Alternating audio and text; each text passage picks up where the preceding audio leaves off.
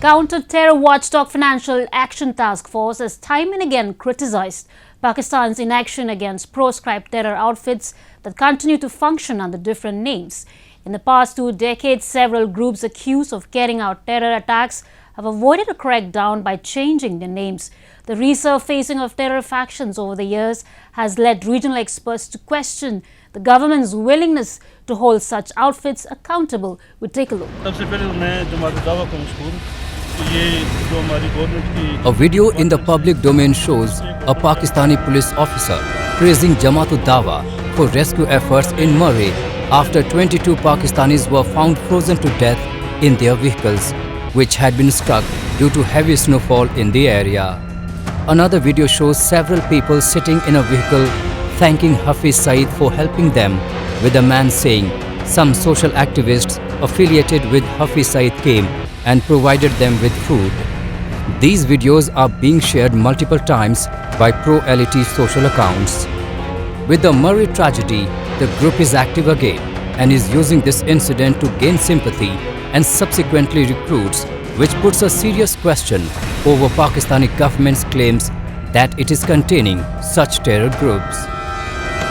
Banned organizations are not allowed to resume activities after changing names, but in Pakistan, it is very much possible. In the past 2 decades, several groups accused of carrying out terror attacks have avoided a crackdown by changing their names. The resurfacing of several terror factions over the years has led regional experts to question the government's willingness to hold such groups accountable. There are hundreds of terrorist groups in Pakistan, some of whom are very well known and have been indulging in umpteen number of attacks against India, especially Lashkar-e-Toiba, Jaish-e-Mohammed, Jamaat-ud-Dawa. And there are so many of them.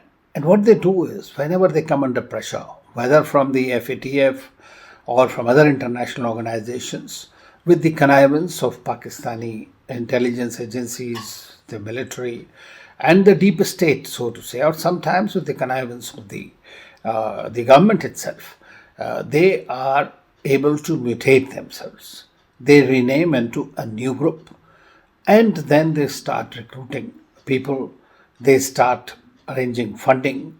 They indulge in terror activities.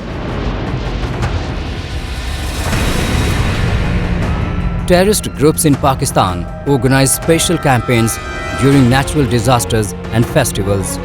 These outfits then collect donations from people and then pass on the money to finance terrorism in Kashmir through their overground workers. For example, Falai Insaniyat Foundation, a charity run by terror outfit Lashkar-e-Taiba, has been supporting terrorists and funding terrorism in the valley. Another one, Al Rahmat Trust in Pakistan, distributes pamphlets to raise funds for sacrificing animals during Eid, and after collecting the money, it finances terrorism. These organizations also run profit-generating business like operating schools, where fee is exceptionally high in the context of South Asia, targeting upper middle class. They have an entire network of people who work for their agenda of fomenting terror in Kashmir. Investigations have proven that these terrorist organizations find vulnerable families who are in need of aid, and by providing them help, they ask for youngsters in such families to be sent to serve their organizations. Terrorist groups actually find their recruits from the poor people, the disadvantaged, those who have no hope left. They are the ones who are unemployed youth. And then, in the name of religion, they exploit it, they recruit them.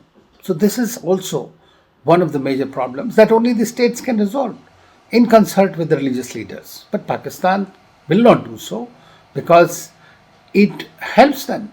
At the end of the day, there is a nexus.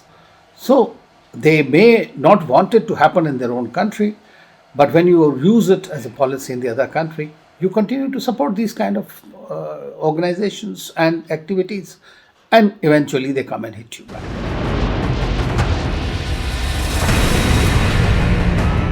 Terrorist groups in Pakistan have heavily misused charity organizations as front organizations by naming their program areas around humanitarian and relief services.